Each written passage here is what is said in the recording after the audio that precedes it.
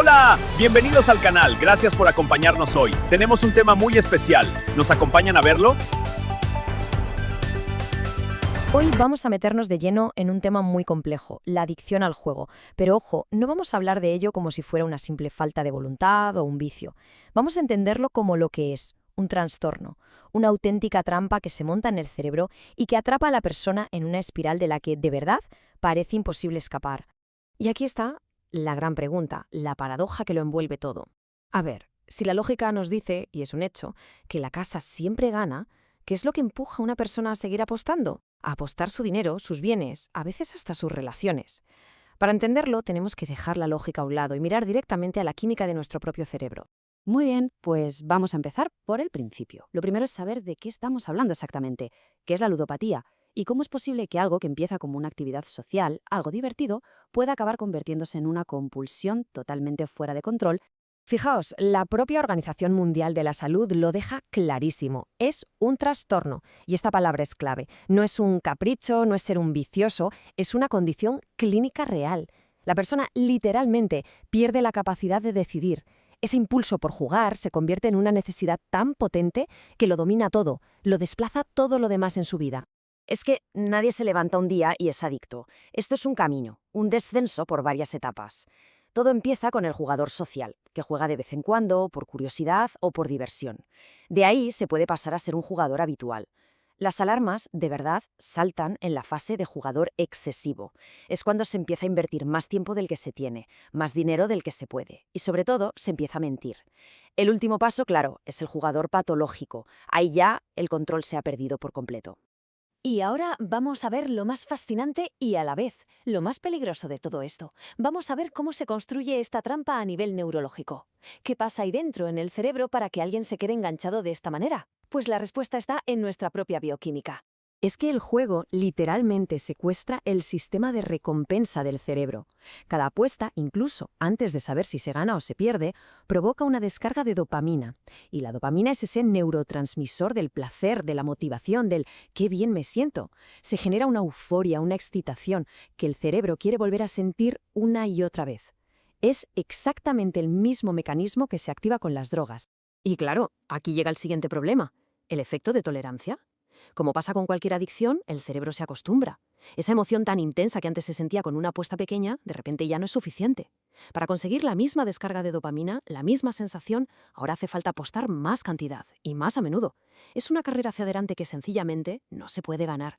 Y por si la química cerebral no fuera suficiente, aquí entra en juego la psicología, lo que llamamos trampas cognitivas. El cerebro empieza a funcionar con una lógica completamente distorsionada. Por ejemplo, la idea de perseguir las pérdidas, esa creencia de que con la siguiente apuesta se recupera todo. O la ilusión de que se puede controlar el azar. O la más típica, después de tantas pérdidas, ya me toca ganar. Son autoengaños que la mente crea para justificar el seguir jugando. Mirad, esta frase lo resume todo a la perfección. Llega un punto en el que el objetivo ya no es ganar dinero.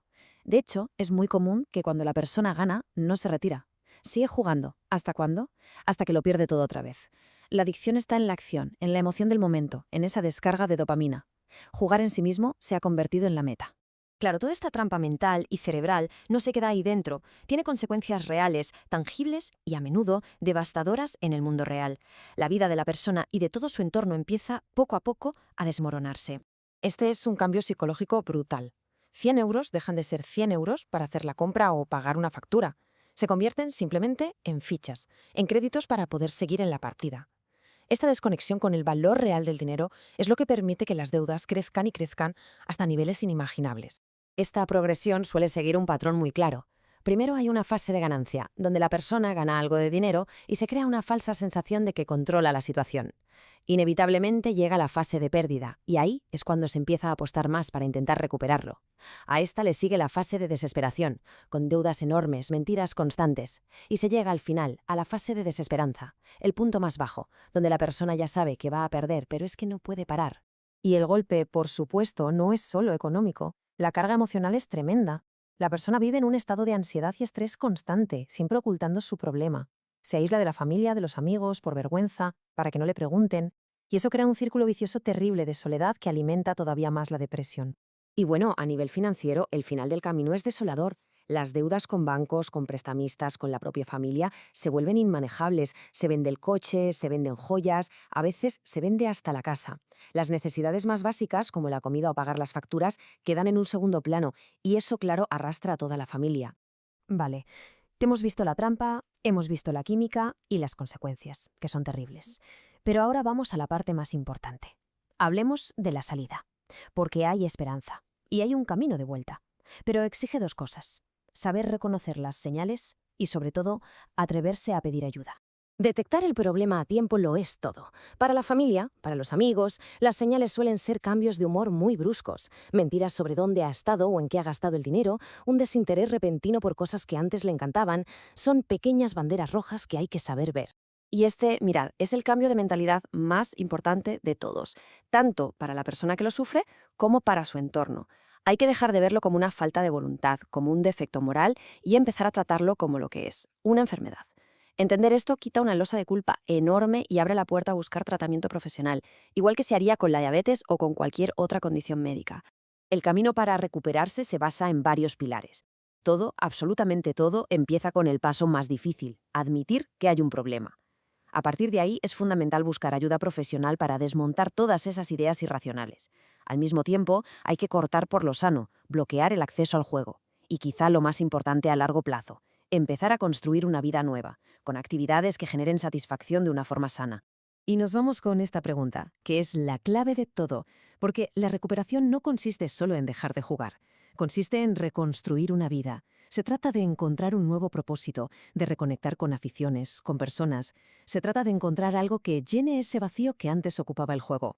Porque ahí, en esa reconstrucción, es donde está la verdadera victoria. ¡Qué tema tan interesante! ¿Y ustedes qué opinan? Gracias por comentar, compartir y seguirnos. ¡Hasta pronto!